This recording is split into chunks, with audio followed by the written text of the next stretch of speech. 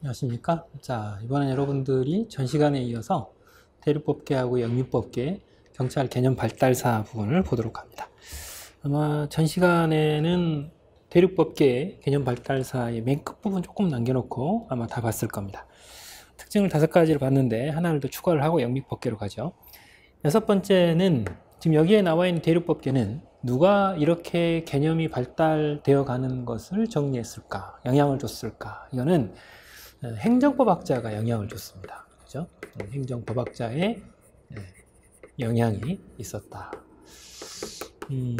결과적으로 이제 법학자가 있고 행정학자가 있는데 여기서 이제 법학자죠. 여러분이 그 점에 차이가 좀 있습니다. 보시고요. 그 다음 영미법계로 한번 가보도록 하겠습니다. 영미법계에서 이 영국과 미국 중에 당연히 영국의 역사가 훨씬 오래됐죠. 영국 사람들이 신대륙을 발견한답시고 간 곳이 지금 현재 미국입니다. 그래서 이제 미국이 영국으로부터 독립전쟁을 통해서 독립을 했죠. 자, 그런데 문제는 영국에서 경찰의 개념이 발달이 될 때 제일 처음에는 여러분들이 영국 경찰사를 예전에는 좀 했습니다만 요즘에는 시험 문제 안 나오죠. 여기서 이제 잠깐 제가 이야기를 하겠습니다. 영국의 고대의 역사를 보게 되면요. 그때 당시 제일 초기에는 12세이면 성인으로 봤습니다. 12세이면 성인으로 봤다. 그게 이제 몇백 년 혹은 천여 년이 지나면서 15세를 성인으로 보는 것으로 바뀌었습니다. 초기에는 12세였습니다.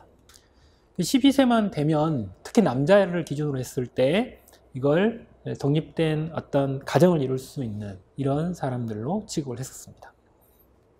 그래서 어떤 지역에 의사결정을 할 때에도 12세 이상의 남자가 참여를 할 수 있게 했던 것입니다. 자, 그런데 영국에서 제일 초기에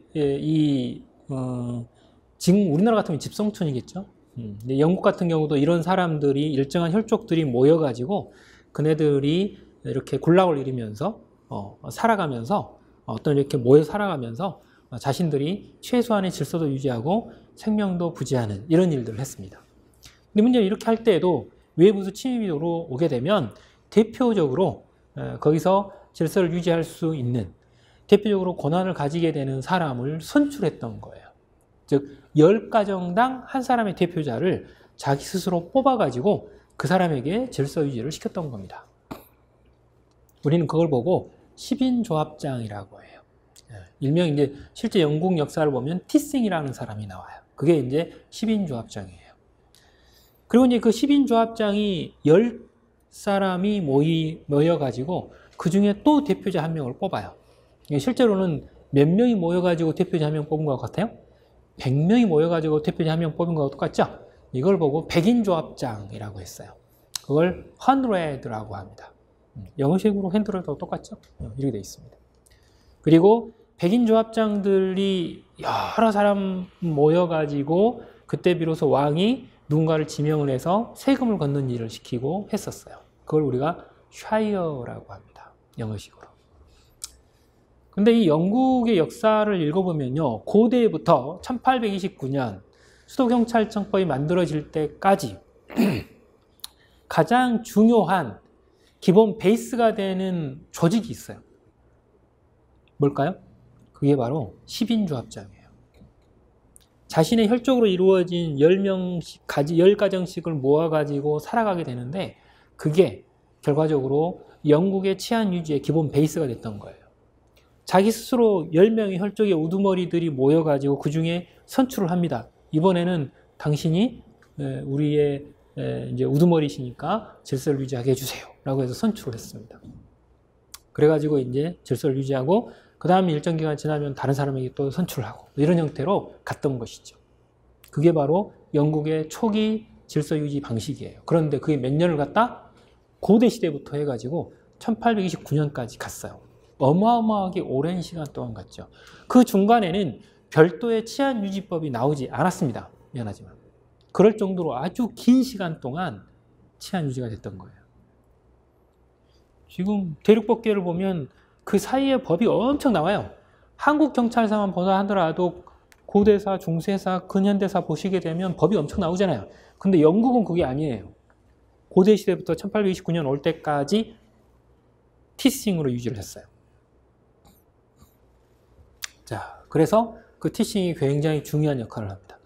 그래서 그 티싱, 즉 10인조합장이 했던 최소한의 어떤 권한이 뭐냐? 그게 바로 질서 유지라는 거예요. 그 10인조합장 모여가지고 10가정이 그나마 질서 있게 살아가도록 하는 것, 그것 자체가 가장 중요한 본분이었던 겁니다. 나를 선출해준 구성원들을 위해서 내가 헌신할 수 있는 가장 대표적인 임무였던 것이죠. 이 질서 유지예요. 그러다가 여기에 플러스 뭐가 더 추가되냐면 하나 추가된 게 있어요. 여러분들이 아마 경찰학개론 경찰법 혹은 해양경찰법을 보시면 이 단어가 나와요. 그건 뭐냐? 이겁니다. 국민의 생명, 신체, 재산 보호라고 하는 것이죠. 이게 추가돼요. 그 티싱이라는 사람에게 이게 권한이 추가돼요. 그리고 오늘날 더 나아가서 지금 현재 경찰에게는 뭐가 더 추가가 되느냐? 서비스라고 하는 게 하나 더 들어와요. 이런 형태로 영국은 경찰이 해야 될 일들이 점점 늘어났어요. 근데 맨 뒤에 붙은 게 재밌어요. 서비스래. 그죠? 서비스. 이게 들어있어요. 그래서 보시다시피 영국 같은 경우들은 이 대륙법계하고 패턴이 좀 달라요. 그죠? 전 시간에 제가 여러분들에게 1번, 2번 경찰의 이미지에 대한 이야기를 잠깐 했을 거예요. 1번, 내가 담배 필 때 나한테 걸어왔더니 나 저 사람 왜 오지? 나 담배 아직 안 버렸는데 이 생각한다? 1번. 2번, 아 반갑다. 저 친구한테 나 뭐 하나 서비스 하나 더 받아볼까? 이 생각 2번. 그랬습니다. 우리는 주로 1번 생각을 많이 한다 그랬어요. 그런데 여기 영미법계에 해당이 되는 사람들은 몇 번? 2번. 서비스죠, 서비스. 경찰이 나타나면 저 사람에게 뭐라고 하나 더 서비스를 받아볼까? 이 생각을 하게 돼 있어요. 그죠? 굉장히 친한 생각을 하고 있어요. 이렇게 돼 있습니다. 그래서 보시다시피 아주 간단해요. 대륙법계는 엄청 복잡해요. 장난 아니죠, 이거. 그죠? 이렇게 돼 있어요. 그래서 패턴이 전혀 달라요. 자, 정리 한번 해보겠습니다. 1번, 영미법계에서는 권력의 기초가 도대체 뭐길래 이렇게 됐을까? 권력의 기초가 뭐죠? 방금 전에 질서 유지하기 위해서 최소 조직이 뭐였다 그랬어요? 10인조합장이었어요. 10인조합장을 왕이 지명해가지고 뭐 했어요? 아니면 자신들이 알아서 뽑아가지고 유지했어요? 자신들이 알아서 뽑아가지고 유지했어요. 그게 무려 고대시대부터 1829년 갈 때까지 유지가 된 거예요. 어마어마한 역사를 가지고 있어요. 그 사이에 조문이 많이 있냐? 조문이 거의 없어요. 자, 그래서 그 권력을 뭐라고 합니까? 통치권이라고 하진 않잖아요. 10인조합장 12살 혹은 15살 되는 남자를 기준으로 해가지고 모여서 이번에는 누가 대표를 해주십시오. 뭐 했어요? 뽑았어요. 스스로가. 그렇죠? 우린 그걸 뭐라고 한다? 자치권이라고 그래요. 스스로를 지킨다라는 뜻이죠. 스스로를 자기 스스로가 통치한다는 뜻이에요. 그죠? 자치권이에요. 그 다음 자치권을 통해서 내가 누군가를 대표로 뽑아줬어요. 그럼 그 사람이 가가지고 밑에처럼 명령하고 강제하고 막 목살 들고 뭐 이렇게 할까요? 아니에요. 그죠? 그 다음 두 번째. 그렇기 때문에 이 뽑힌 사람들이 하던 주된 수단은 어떤 수단을 사용할까요?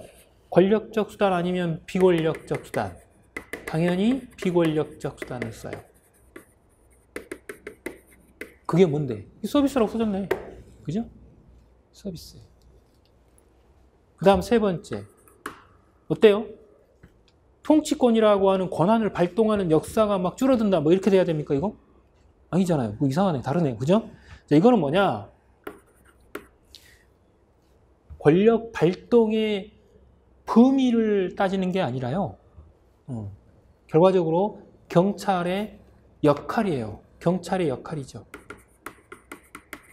경찰의 역할이 축소되고 있어요? 오히려 늘어나고 있어요? 늘어나는 거죠. 경찰의 역할이 오히려 확장되는, 확대되는 어떤 역사를 가지고 있게 돼요. 그죠? 경찰권 발동의 범위를 따지는 게 아니라 여기 나와 있는 경찰이 가지고 있는 어떤 여러 가지의 서비스 수단과나 이런 것들을 보다 어떻게 하면 더 발휘를 해볼까라고 하는 그 역할이 늘어나는 상태로 돼 있어요. 그죠? 자, 어떻게 보면 경찰권 발동이라고 하기보다는 오히려 역할이 늘어나는 이런 형태가 됐습니다. 그 다음, 네 번째. 그렇다면 경찰과 국민과는 어떤 관계일까요? 밑에처럼 수직 갈등 대립 관계일까요? 아닙니다. 수평 관계이고요.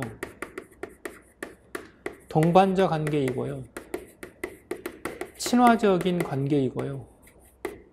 친화적인 관계이고요. 그리고 비례적인 관계.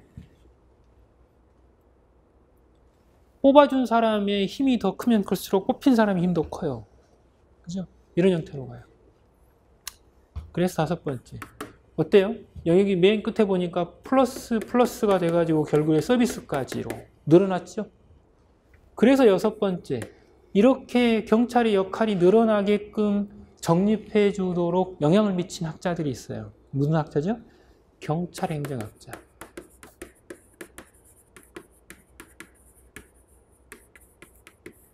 학자의 영향이 있더라. 이렇게 돼 있어요. 이렇게 보면 위쪽의 역사하고 아래쪽의 역사가 완전히 반대의 역사라고 할 정도로 그런 역사를 가지고 있어요. 이게 이제 영미법계의 개념 발달사와 대륙법계의 개념 발달사예요. 근데 이 개념 발달사를 왜 개념을 바로 쓰지 이걸 먼저 설명했을까요? 개념을 쓰는 이유가 바로 이 안에 들어있거든요. 자, 그죠? 이걸 가지고 왼쪽으로 이사를 가서 개념을 이제 한번 써보겠습니다. 자, 실질적인 경찰 개념이 대륙법계 개념이 있고 영미법계 개념이 있습니다. 말씀드렸죠. 자, 대륙법계에서의 경찰의 목적은 뭐였습니까? 대륙법계는 경찰의 목적이 맨 끝에 뭐라고 끝났습니까? 질서 유지. 그죠? 질서 유지. 그래서 이걸 좀 고상하게 써야 될 거 아니에요. 그죠? 좀 그럴듯하게. 그래서 우리는 사회 공공의 안녕과 질서 유지. 이게 목적이에요. 그죠? 그 다음, 권력의 기초가 뭐였습니까? 통치권. 그런데 누구를 통치하는 거야? 국민들을 통치하죠. 피치자를 통치하는 거예요. 우리는 그걸 보고 일반 통치권이라고 그래요.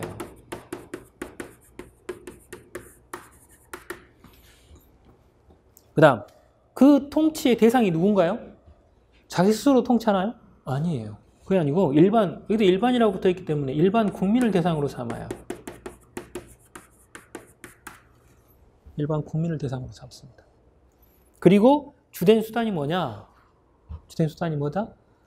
써졌죠. 일반 국민들이 저렇게 경찰권 발동 범위를 축소하려고 했던 이유가 뭐죠? 경찰들이 국민을 괴롭힌다고 생각했기 때문에 그래요. 통치의 관념을 뒀기 때문에. 그 점점 줄이려고 했던 겁니다. 그래서 여기서 말하는 통치라고 했던 것의 주된 베이스는 뭐에 깔려 있느냐? 권력적 수단을 주로 썼기 때문에 문제가 된 거예요. 그래서 이때 주로 쓰는 수단은 명령과 강제하는 권력적 수단을 쓰더라.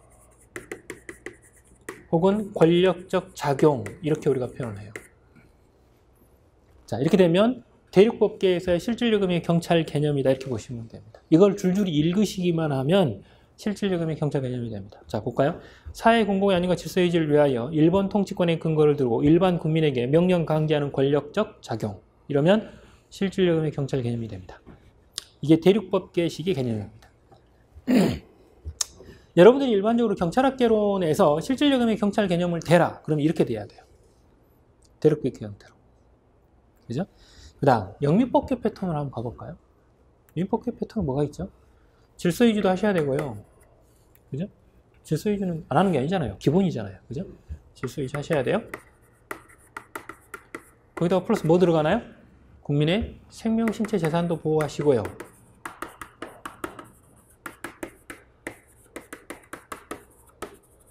그 다음 뭐 또 해야 되죠? 마지막에 서비스도 하셔야 돼요.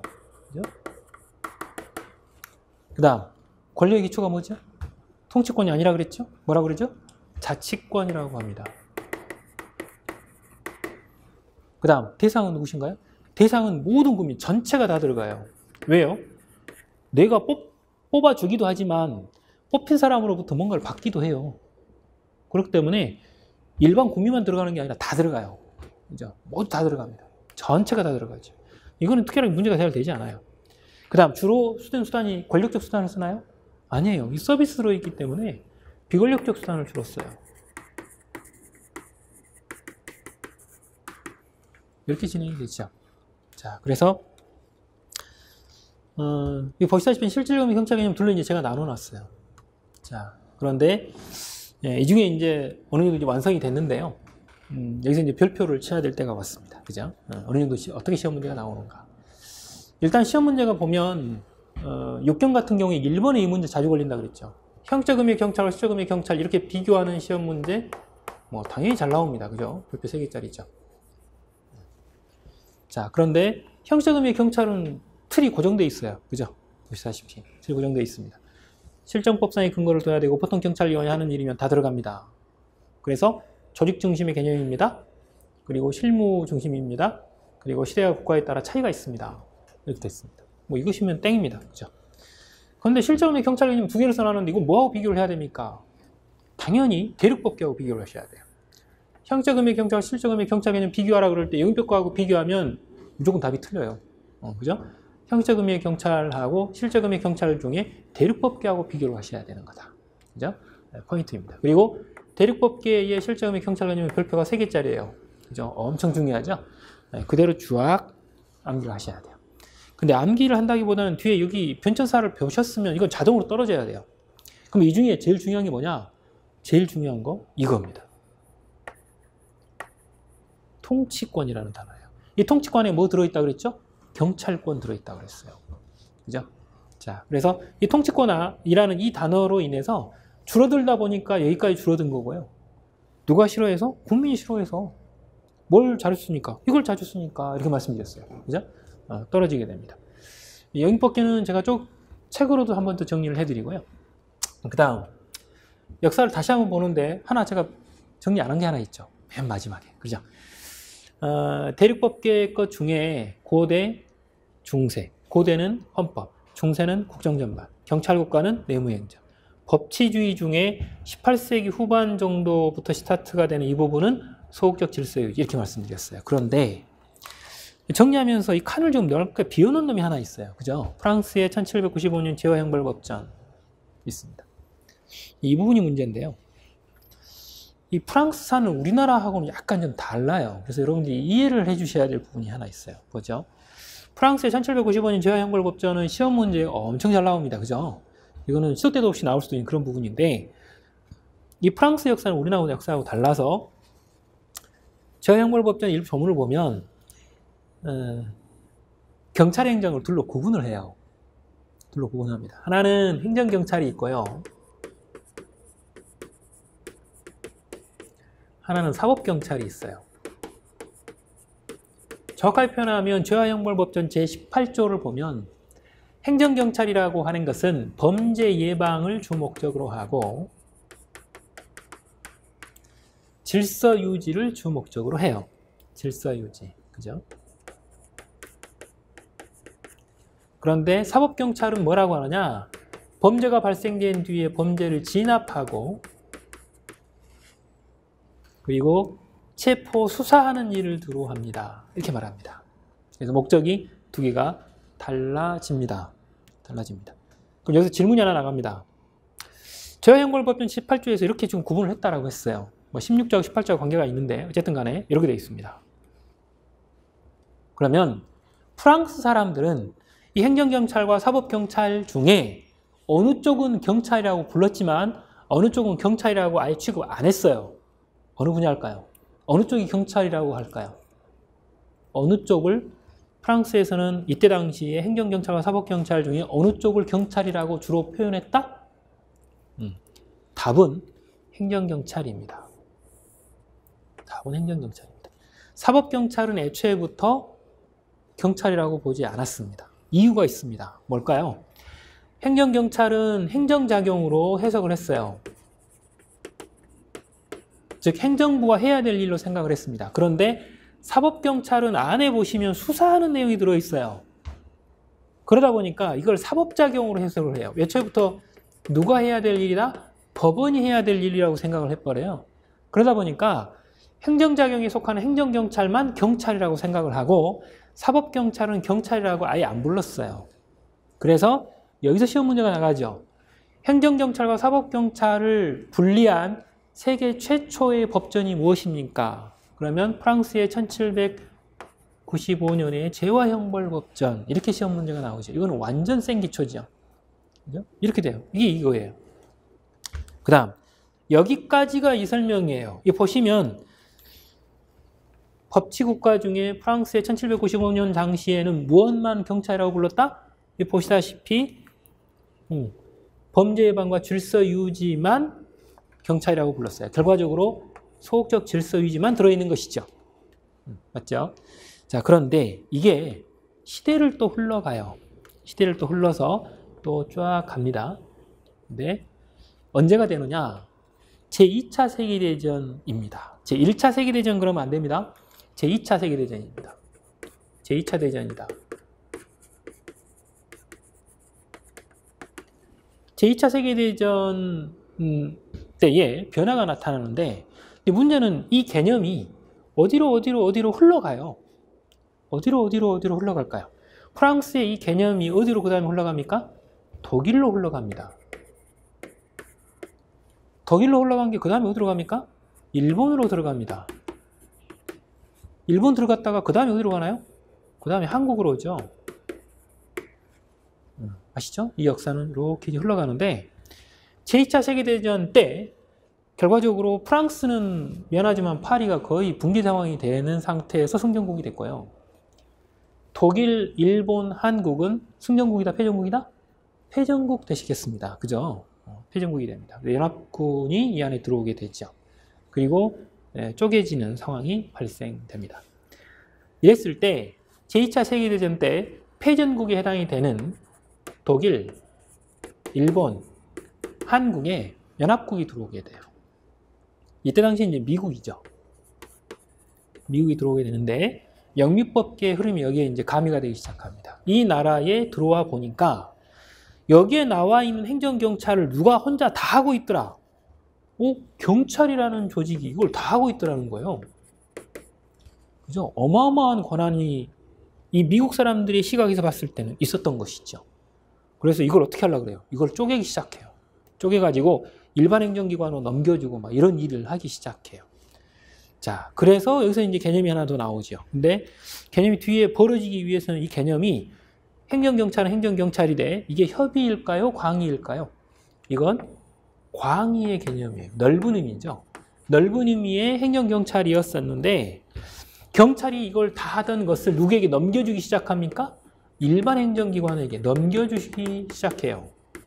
일반 행정기관에게 이관을 시켜버립니다. 경찰이 하던 것을 뺏어가지고 연합군에 속하는 미군이 들어와서 일반 행정기관들에게 다 나누어주는 상황이 발생이 돼요. 그래서 대표적인 예가 어디입니까?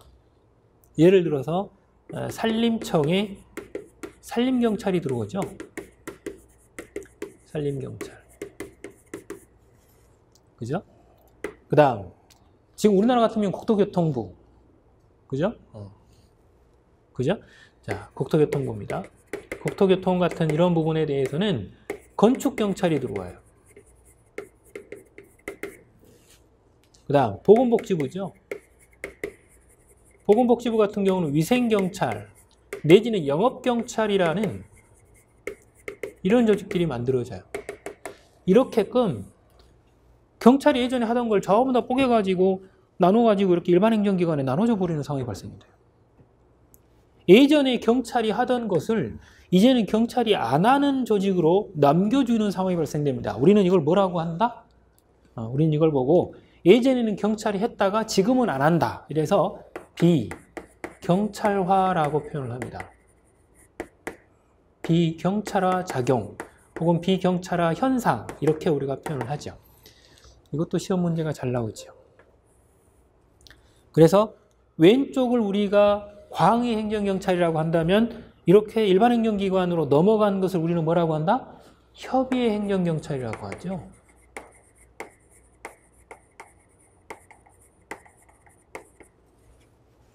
이걸 협의의 행정경찰이라고 그래요.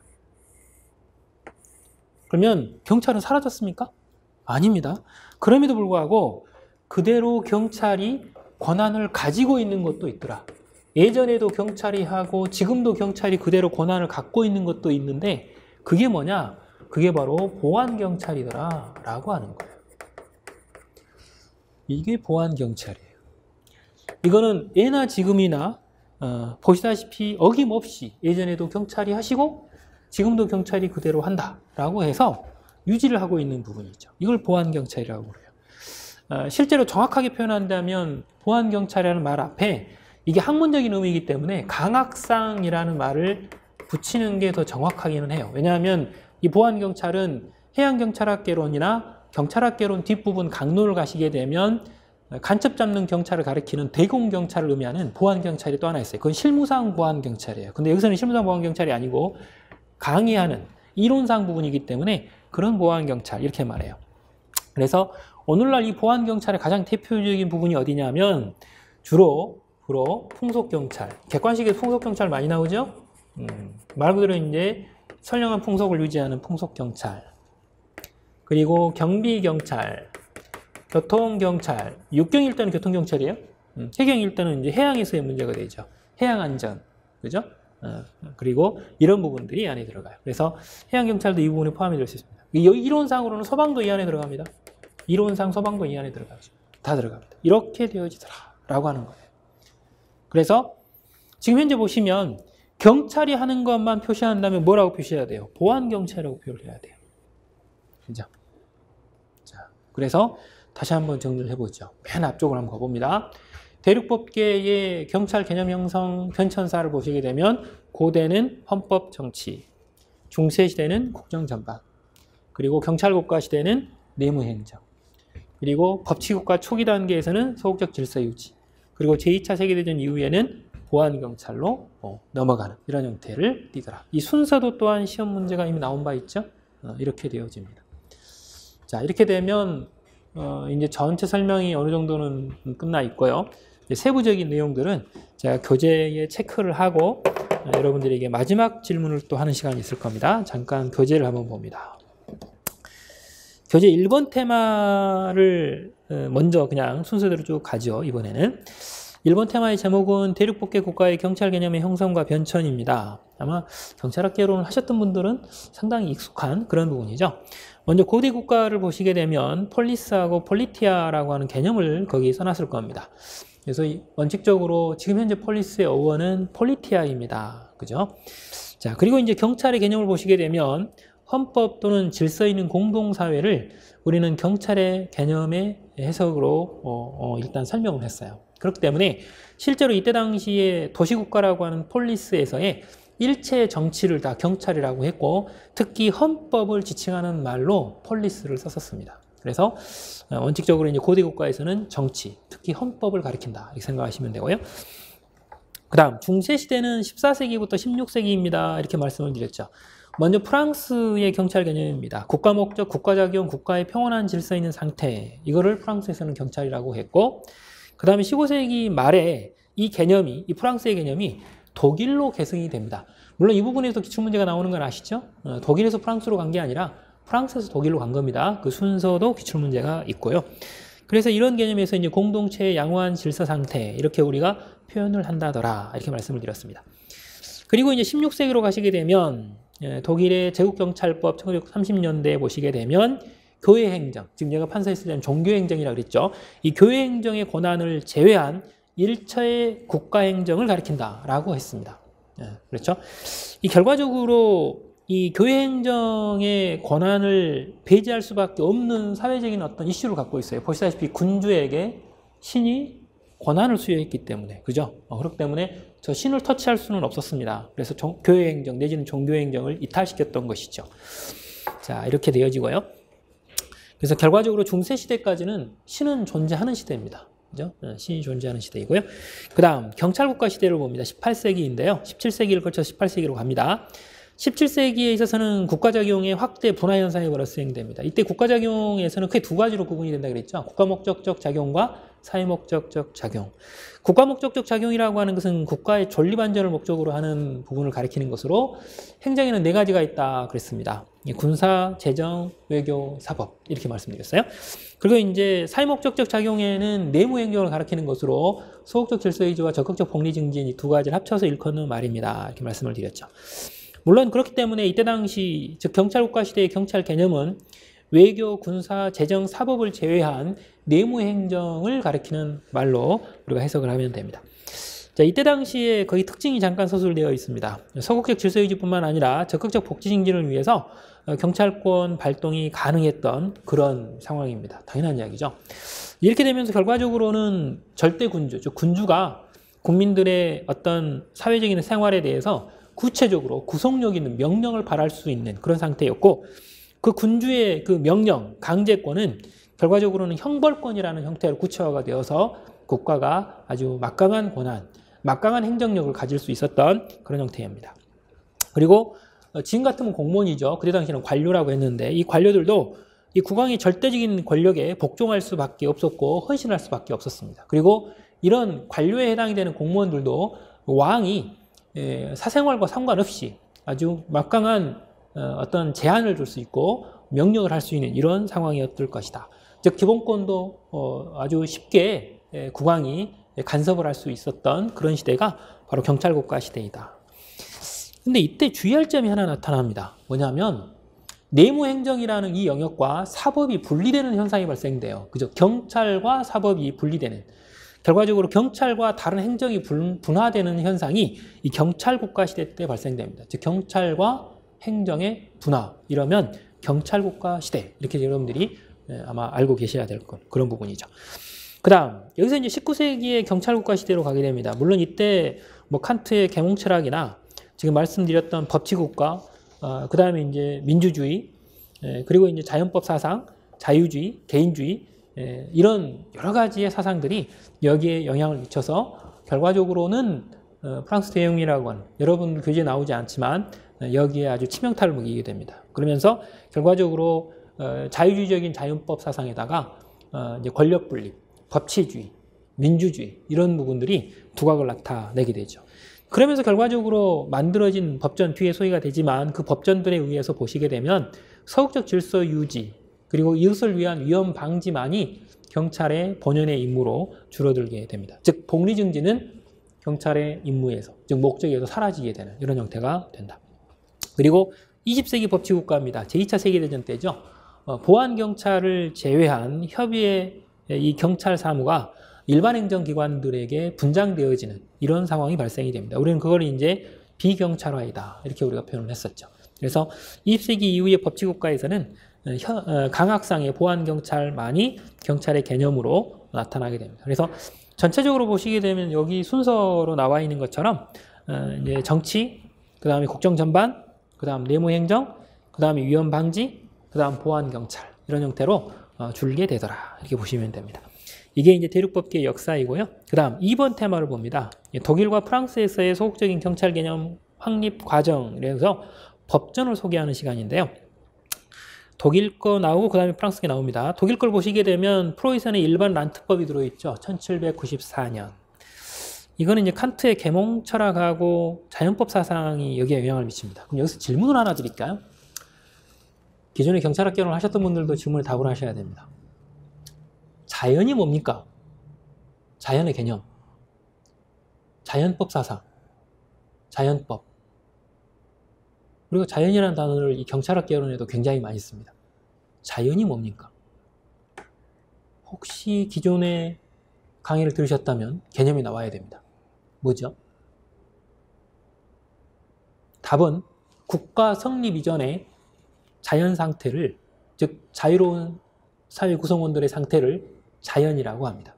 가장 심적인 포인트는 국가 이전 상태라는 것을 우리는 자연이라고 합니다. 국가 이전 상태에서도 법이 있었다 없었다? 있었다. 우리는 그걸 보고 무슨 법이라고 한다? 자연법이라고 합니다. 그죠? 자, 이게 이제 여기에 일반 란트법을 만들 때 표준이 됩니다.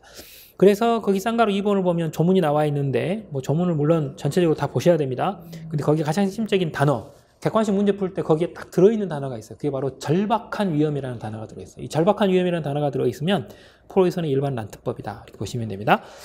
프로이선의 일반 난특법 만들어졌다고 실제 경찰의 업무가 소극적 질서 유지를 한정됐다 안 됐다? 안 됐다 그랬죠. 하던 습관대로 계속 해버렸어요. 그러다가 1882년에 크로이츠베르그 판결이 떨어지게 되죠. 그래서 결과적으로 거기 보시게 되면 사실관계가 거기 쭉 소개가 되어 있습니다. 그래서 결과적으로 크로이츠베르그 언덕에 전승기념비 조망권에 대한 어떤 침해 관련이나 이런 부분들을 문제 삼은 것이죠. 그래서 경찰은 복리증진을 목적으로 경찰권 발동을 하면 안 된다라고 하는 판결이 떨어집니다. 오직 뭔만을 대상으로 해라? 질서 유지를 위해서 경찰이 경찰권을 발동해야 된다라고 하는 게 나옵니다. 그래서 쌍가루 2번을 보시게 되면 일반적 소권 조항을 근거로 한 경찰권 발동이 인정되었고, 두 번째, 일반적 소권 조항에 근거한 경찰권 발동을 할 수 있는 분야는 위험 방지, 질서 유지죠. 그것에 한정된다. 그 다음 세 번째, 경찰권 발동의 조리상의 한계인 경찰 소공 목적의 원칙이 최초로 확립된 게 바로 이 크로이츠베르그 판결이다. 앞에 설명을 드렸는데, 여기서 보면 처음 수업 듣는 분들이 못 알아먹는 단어가 하나 나왔어요. 뭐죠? 일반적 수권 조항이에요. 그죠? 일반적 수권 조항은 지금 현재 우리나라 법상으로는 경찰관 직무집행법 제2조 7호를 가리킵니다. 그런데 이 부분에 대해서는 뒤에 제가 설명을 드릴 테니까 여기서는 잠깐 지나가겠습니다. 그 다음 프로이선의 경찰행정법이 나옵니다. 1931년. 이거는 이제 행정법에서는 굉장히 중요한 어떤 단어가 튀어나오는데요. 그죠? 경찰관청은 일반 또는 개인에 대한 공공의 안녕과 질서를 위협하는 위험을 방지하기 위하여 현행법의 범위 내에서 의무에 합당한 재량에 따라 필요한 조치를 취하지 않으면 안 된다. 일반적으로 이 의무에 합당한 재량 이전 단계의 재량은요, 자유재량이에요. 그런데 여기에 나와 있는 1931년 프로이선의 경찰행정법 때 나오는 의무에 합당한 재량이라는 단어가 튀어나오면서 자유재량이 거의 사라지게 됩니다. 즉 재량은 재량이 있어요. 그러나 그 재량을 의무에 합당하게 사용해라는 거야. 조치를 취해라는 겁니다. 그냥 네 마음대로 해라가 이게 아니에요. 너 마음대로 해라가 자유재량이에요. 근데 너 마음대로 해라가 아닙니다, 이제는. 그래서 지금 현행 행정법에서도 의무에 합당한 재량이라는 단어를 정말 많이 씁니다. 그래서 행정법 측면에서는 이 프로이선의 경찰행정법이 어마어마한 위력을 갖고 있습니다. 그죠? 그 다음, 제2차 세계대전 이후의 비경찰화 현상입니다. 이거는 이제 1937년 독일의 나치 정권이 실제로 보안경찰, 질서경찰, 돌격대를 합쳐가지고 국가치안본부라고 하는 걸 만들어요. 지금 같으면 아주 독보적인 국가 권력을 행사하는 그런 경찰이죠. 그랬다가 결국에는 패망을 합니다. 연합군이 들어와서 이걸 해체를 해버리게 되죠. 그 와중에 결과적으로 저 맨 끝에 설명을 드렸던 비경찰의 현상이 나타납니다. 그러면서 광해 행정경찰이 협의 행정경찰로 넘어갑니다. 일반 행정기관들에게 업무를 나누어져 버리게 되고 그 중에 일부를 남겨서 보안경찰이라는 지금 현재 경찰이 그대로 업무를 진행하는 일들이 있게 됐던 것이죠. 그래서 거기 내용을 보시면 쌍가루 1번 경찰의 이 범죄 예방이나 검거 등과 같은 이런 강학상의 보안경찰 이외에 협의의 경찰행정 사무, 즉 영업경찰, 건축경찰, 보건경찰과 같은 이런 경찰 사무를 다른 행정기관에게 분장시켜서 이관시켜주는 현상을 비경찰화 작용이다. 이렇게 설명을 하게 됩니다. 그래서 이때 이제 비경찰화 현상으로 인해서 나타난 경찰 분야가 뭐냐? 그러면 협의행정경찰이다. 이렇게 대답하셔야 돼요. 보안경찰이라고 대답하면 안 돼요. 왜냐하면 보안경찰은 예나 지금이나 계속 경찰이 하고 있기 때문에 비경찰화 대상이 아니에요. 비경찰화가 된 것은 광해행정경찰에서 협의행정경찰로 넘어간 것일 때의 이야기인 거예요. 이렇게 보시면 되고요. 그 다음 여기까지가 프랑스였고 독일이었고 이제 프랑스를 봅니다. 프랑스를 보면 1795년에 재화형벌법전이 있습니다. 이 16조가 앞에 나오고 18조는 뒤에 나와요. 16조를 보시면 경찰은 공공의 질서를 유지하고 개인의 자유와 재산 및 안전을 유지한다. 자유, 재산, 안전 유지 이렇게 나오면 그거는 재화형벌법전이에요. 객관식 문제 풀 때 조문을 외우셔야 되는데 이걸 외우시라는 거죠. 그 다음 프랑스의 1884년에 자치경찰법전이 나와요. 지방자치법전이 나오죠. 지방자치법전에서 가장 핵심적인 단어, 위생이라는 단어가 나옵니다. 그렇죠? 이걸 기억을 해주시고 바로 이런 것들은 전부 다 소극적인 목적으로 한정시키는 그런 의미들을 공통적으로 가지고 있었다. 이렇게 보시면 됩니다. 자, 그래서 일단은 어쨌든 위생까지 포함이 되어 있다는 것은 알아두셔야 되는 것이고요. 그리고 이제 3번에 한국 것이 나오는데 한국 것은 제가 여기 추가를 잠깐 하겠습니다. 자, 칠판 한번 보실까요? 한국의 입장에서 봤을 때는 대륙법계하고 영미법계 중에 어느 쪽이 더 먼저 들어왔나요? 아세요? 당연히 대륙법계가 먼저 들어왔어요. 언제 들어왔죠? 갑오개혁 때 들어왔죠. 1894년 갑오개혁 때 들어와요. 그죠? 갑오개혁 때 어느 나라를 타고 우리나라에 들어오나요? 일본을 타고 우리나라에 들어오죠. 이게 먼저 들어왔어요. 그래서 이거를 전통적 경찰, 전통적 의미의 경찰 이렇게 우리가 표현하기도 해요. 그죠? 그럼 묻겠습니다. 영미법계는 언제 들어옵니까? 영미법계의 사고는 언제 들어오죠? 이거는 우리나라에 미 군정기를 타고 들어와요. 1945년. 그죠? 광복을 하고, 그 다음에 이제, 남한의 미 군정이 들어오면서 영미법계의 사고가 영향을 미치게 돼요. 영미법계 사고가 들어올 때 우리나라에 같이 들어온 이념이 있어요. 어떤 이념이 들어오나요? 칠판에 써져 있는데. 뭐죠? 국민의 생명, 신체, 재산 보호. 요게 들어와요. 이게 들어오면서 이념 변화가 됐죠. 여기에 나와 있는 그 이전 시대에는 국민의 생명체 재산을 보호한다는 경찰의 이념이 있었나요? 그런 이념 없었어요. 이때 최초로 들어왔어요. 그래서 우리는 이걸 보고 현대적 경찰 개념, 현대적 경찰 이렇게 표현을 해요. 근데 오늘날의 경찰 개념은 그러면 전통적인 것만 있습니까? 현대적인 것만 있습니까? 두 개가 혼합됐습니까?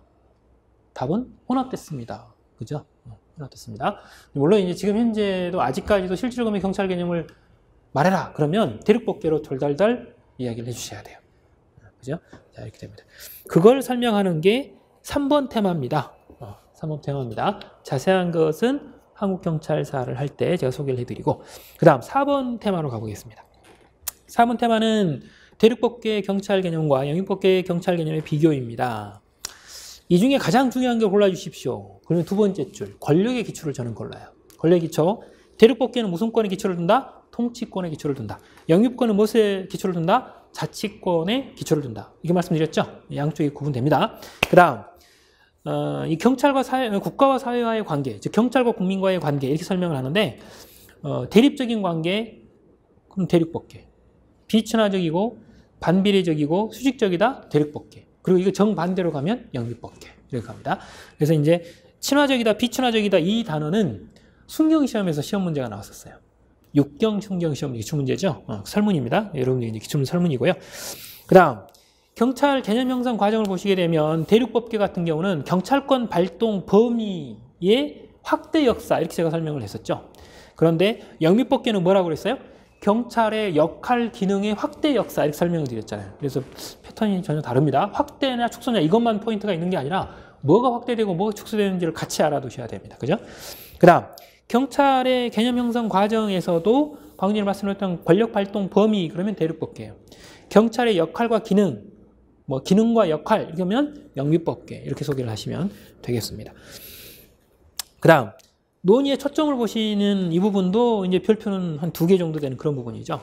경찰은 무엇입니까? 그러면 뭐 경찰의 존재 자체를 묻고 있어요. 이건 대륙법계예요. 그런데 뭘 하는지를 구체적으로 물어보면 그건 영미법계예요. 그래서 거기 보시면 경찰은 무엇을 하는가? 경찰 활동이란 무엇인가? 이렇게 구체적으로 물어보면 그건 영미법계 쪽입니다. 그래서 양쪽이 다르다 이렇게 보시면 되죠.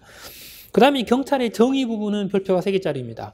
대륙법계에서는 사회 공공의 안녕과 질서 유지를 위하여 일반 통치권에 근거하여 국민에게 명령 강제하는 권력적 작용 이렇게 말하죠.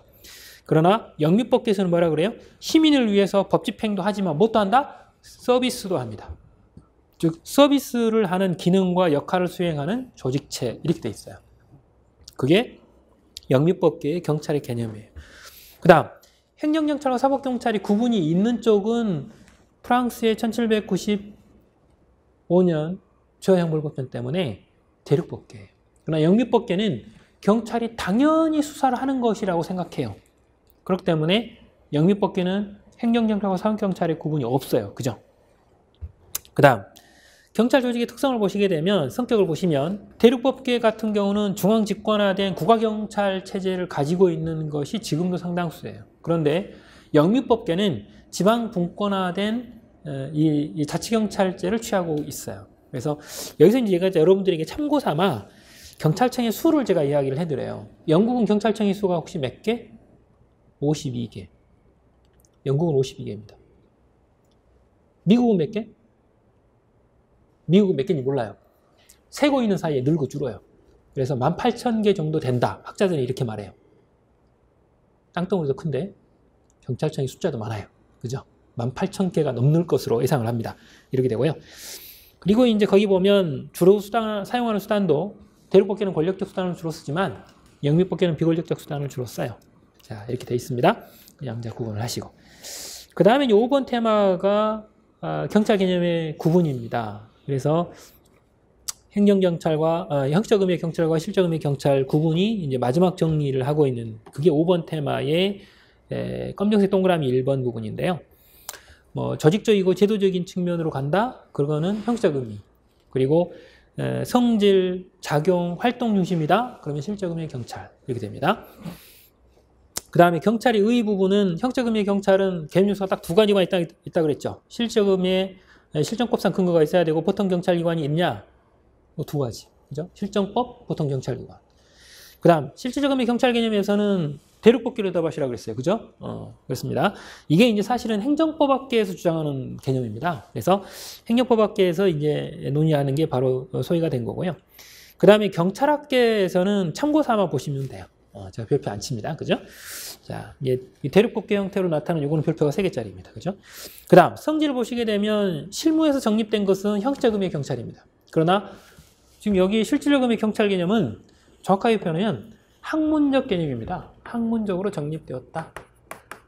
학문상 개념이에요. 다르게 표현하면 이론상 개념이라는 거예요, 이거. 그죠? 학자들이 만든 개념이에요. 왜 만들었을까? 거기 소개가 좀 되어 있는데 일반적 수권조항이죠. 일반조항. 즉 경찰관청 무집행법 2조 7호와 같은 일반적 수권조항을 전제로 해서 경찰관청이 이 포괄적인 수권과 법치국가적인 요청에 조화하게끔 도구가 될 수 있는 개념을 좀 축소시켜 보려고 하는 노력을 하다가 만든 게 바로 이거예요. 그래서 어떻게 보면 이렇게 경찰이 경찰권 발동을 이렇게 무방비 상태로 많이 하지 못하게 해볼까라고 하는 고민을 하다가 만든 게 저 개념입니다. 그래서 그걸 일단 알아두셔야 되고요. 그 다음 그리고 이제 형식적 의미의 경찰 개념을 보시게 되면 경찰법 3조, 뭐 이건 6경일 대역이죠. 이제 해경으로 가면 해양경찰법 제14조가 나와요. 아시죠? 해양경찰법 제14조. 그건 여러분들이 아셔야 됩니다. 그리고 이제 경찰관청 무집행법 제2조, 뭐 이렇게 나오죠. 이런 것들이 이제 근거가 될 수 있고.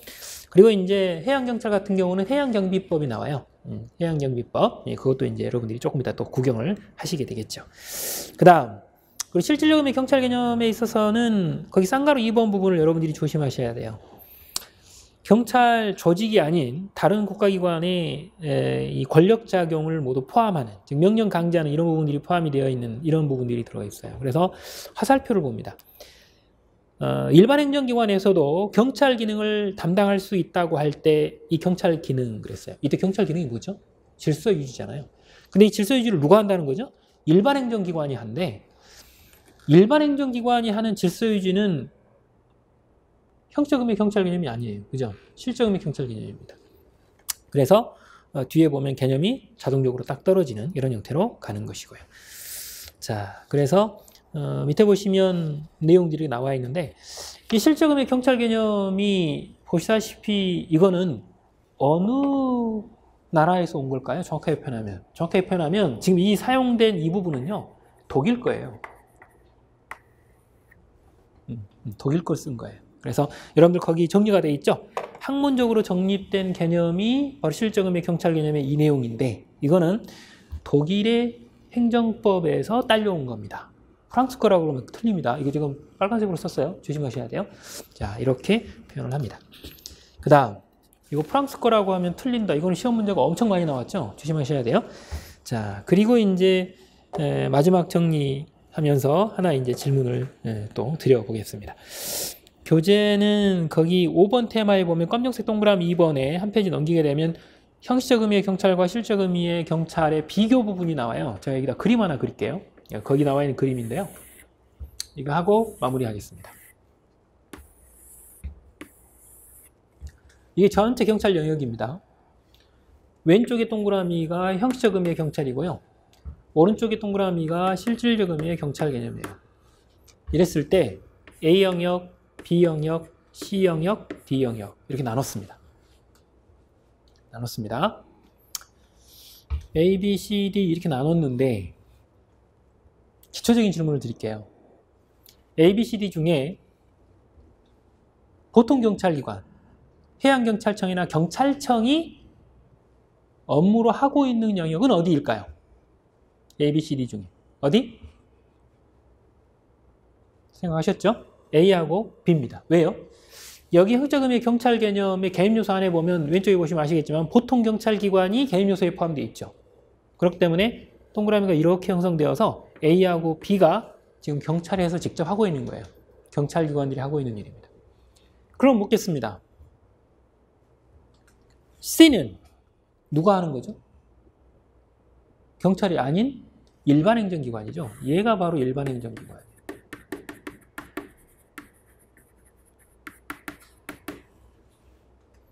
그 다음 여기서 이제 아주 중요한 질문을 하나 드릴게요. 실질적 의미의 경찰 개념은 equal 광의의 행정경찰과 같다. 맞다 틀리다? 다시 질문 드립니다. 실질적 의미의 경찰 개념은 광의 행정경찰과 같은 개념이다. 맞다 틀리다? 맞다. 이것도 기출문제죠. 여기서 이제 기출문제가 낯설다 그러면 육경 하시다가 해경으로 넘어왔는데 이 말을 못 알아보시면 공부 다시 하셔야 돼요. 심각한 수준이에요. 그죠? 이렇게 됩니다. 그 다음 그렇다면 보겠습니다. 협의행정경찰은 어딘가요? 이게 실제로 경찰 개념이 광의행정경찰이라고 했어요. 그럼 협의행정경찰은 어느 거예요? A, B, C, D 중에 어디? 당연히 일반 행정기관이 지금 하고 있는 요게 협의행정경찰이죠.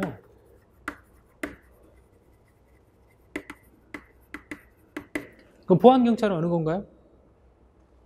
당연히 요놈이 보안경찰이죠.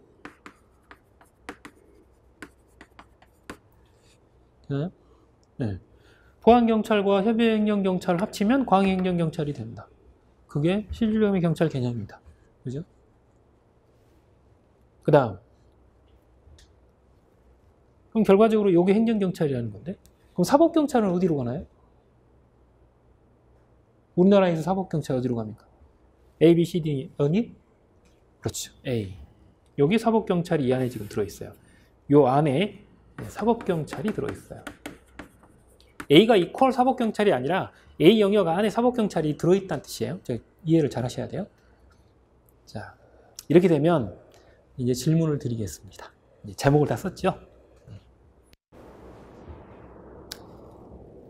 B, C가 행정경찰이고 A 안에 사법경찰이 들어있습니다. 그러면 A하고 이렇게 B하고 경계선이 만들어진 이유는 뭡니까? 무슨 법전 때문에 A와 B의 경계선이 만들어졌다? A라고 하는 영역 안에 사법경찰이 있고요. B, C가 행정경찰입니다. 그죠? 그러면 A하고 B의 경계선은 요 경계선은 무슨 법전 때문에 만들어졌을까요? 칠판에 써져 있는데 맨 오른쪽에 뭐죠? 1795년 프랑스의 제와형벌법전 때문에 만들어졌어요. 뭐죠? 사법경찰과 행정경찰의 분화예요. 최초 분화. 됐나요? 이해가 됐죠? 그 다음 또 한번 가보겠습니다. C가 원래는 B 안에 들어있었습니다. 대륙법계에서는. 그런데 어느 순간 B에서 C가 튀어나갔습니다. 무슨 작용 때문에 그렇습니까? 언제 무슨 작용 때문이다? 요게 만들어진 이유. 원래 C가 B 안에 들어있다가 C가 돌출됐어요. 뭐 때문에? 네. 비경찰화 작용 때문에 그래요.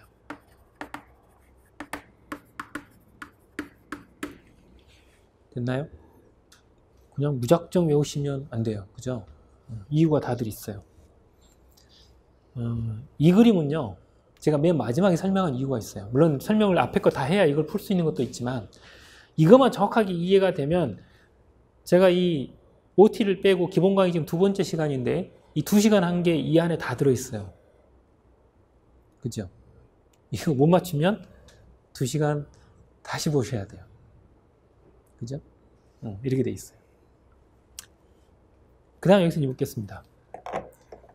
여기 보면 D가 하나 있네요. 왕따 된 것처럼 밖에 졸세하고 있어요. 이거 무슨 경찰이죠? 이거는 법정경찰과 의원경찰이라고 하는 것이 들어있어요. 의원경찰이죠. 법정경찰과 의원경찰 그랬는데 이 의원경찰은 왜 밖에 있나요? 이 말은 형적 의미의 경찰이 들어가지 않는 이유와 실적 의미의 경찰 개념이 들어가지 않는 이유를 설명해야 된다는 뜻이에요. 잠깐 시간을 드릴 때 번뜩이는 게 있어야 돼요. 자, 잠깐 시간 드리고, 자, 왜 그런지 설명을 제가 할게요. 지금 방금 전에 여러분들이 머릿속에 들어있던 게 맞는지 확인하세요. 법정경찰이 왜 형적 의미의 경찰 개념에 들어가지 않는가? 형적 의미의 경찰 개념에서 방금 전에 보통 경찰기관이 행사를 해야 된다고 그랬어요. 실정법과 두 가지인데, 실정법은 이것도 근거가 있어요. 그런데 법정경찰에서의 경찰기관은 재판장이에요. 법원조직법상 재판장이 법정경찰권을 행사하게끔 되어 있습니다. 근데 하필이면 재판장이 보통 경찰기관인 경찰청 소속이 아니에요. 그러다 보니까 형적 의미의 경찰에서 이탈됩니다. 첫 번째. 그 다음 두 번째, 실적 의미의 경찰 개념이 들어있지 않는 이유는 뭡니까? 실적 의미의 개념 요소는 이렇게 네 가지가 있습니다. 그런데 들어가지 않는 이유 딱 하나입니다. 저기 나와 있는 일반적인 실적 의미의 경찰 개념은요, 모든 국민에게 행사할 수 있어야 돼요. 전체 사회를 대상으로 했어야 돼요. 그런데 법정경찰은 어디에 있는 국민들만 한정적으로 행사할 수 있어요. 법정 안에 들어와 있거나 법정 주변에 있는 사람들 보고 조용히 하라고 할 때 하는 거야. 재판 좀 하게. 그죠? 그래서 대상 국민이 일반 모든 국민을 대상으로 하는 게 아니라 법정 내나 법정 주변만 행사할 수 있어서 부분 사회를 대상으로 할 수밖에 없어요. 그래서 실질적 의미의 경찰 개념에서 탈락됩니다. 두 가지. 그래서 따됐죠. 그 다음, 의원경찰이 그러면 왜 뒤에 있습니까? 설명합니다. 형적 의미의 경찰에서 의원경찰이 연결이 안 되는 이유는 뭐냐? 국회법상, 실정법 근거는 있네. 그런데 경찰기관이 누구죠? 국회의장이에요. 국회의장은 경찰기관이 아니거든요. 보통 경찰기관이 아니에요. 그래서 이탈됐어요. 그 다음, 왜 의원경찰이 실적 의미의 경찰 개념에 못 들어가 있습니까? 똑같은 이유죠. 실적 의미의 경찰 개념에서는 모든 국민, 일반 국민을 대상으로 삼아야 돼요. 그런데 여기서 의원경찰은 어디에 들어와 있는 사람? 국회의사당 안쪽 경계 안에 들어와 있어야 돼요. 쉽게 말하면 우리가 말하는 국회의사당 내 이렇게 표현하죠. 그 사람들만 대상으로 할 수 있어요. 그러다 보니까 부분 사회를 타겟으로 하게 되어 있습니다. 그래서 이렇게 실적 의미의 경찰 개념에 못 들어가요. 그래서 형식적, 실질적 둘 다의 못 깁니다. 얘는. 그래서 따로 나와 있죠. 됐나요? 무조건 암기만 하시려고 하지 마시고 이유만 아시면 답이 자동으로 떨어져요. 그 다음 여기서 또 숙련하시는 분들이 두 문자로 외우시는 부분이 하나 있어요. 이게 있어요. 사법경찰이 A에 들어있다 그랬죠. 사법경찰이 A에 들어있는 이유는 뭐예요? 실질적 의미의 경찰이 못 들어가고 왜 A에 들어있어요? 뭐 이건 개념상으로 본다면 지금 현재 경찰관 직무집행법이나 경찰법상 수사를 할 수 있게 돼 있어요. 그렇게 하면 맞죠. 근데 실적 의미의 경찰 개념이 못 들어가는 이유는 뭐냐?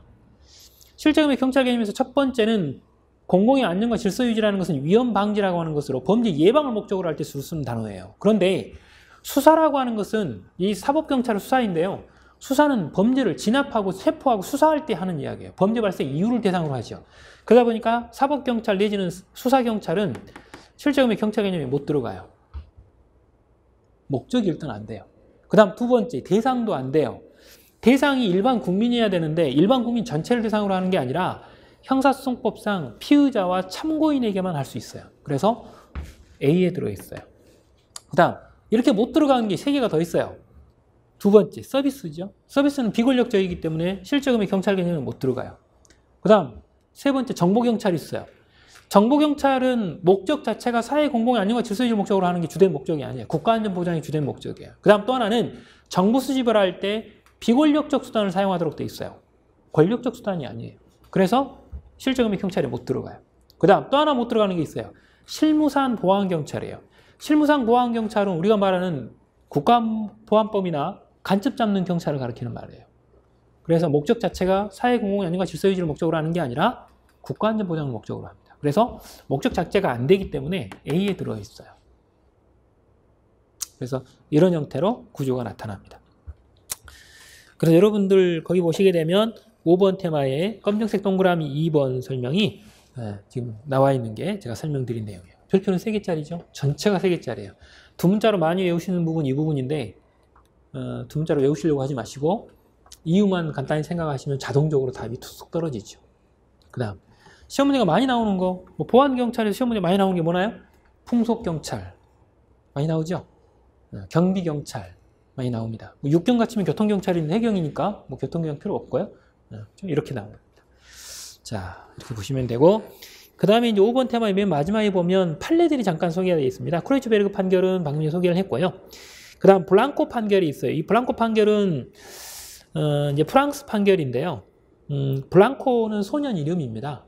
이 소년이 이제 국영 담배 공장에서 담배를 전매해가지고 운반을 하는 차량에 교통사고가 나요. 지금 같으면. 쉽게 말하면 이제 담배 전매 차량에 친 거죠. 이랬을 때 이 블랑코의 아버지가 민사소송을 제기해요. 손해배상 청구소송으로 민사법원에. 그런데 민사법원 판사가 이거는 국가가 국영으로 운영하는 마차에 친 거기 때문에 이거는 국가를 상대로 소송을 해야 된다. 그래서 행정재판소로 보내게 돼요.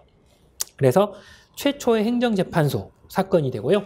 그리고 국가를 상대로 하는 손해배상 청구소송 사건에 최초 등장을 하게 된 게 바로 블랑코 판결입니다. 그래서 행정법에서는 굉장히 중요한 판결입니다. 그래서 행정재판소가 확립된 최초의 판결이다 이렇게 말합니다.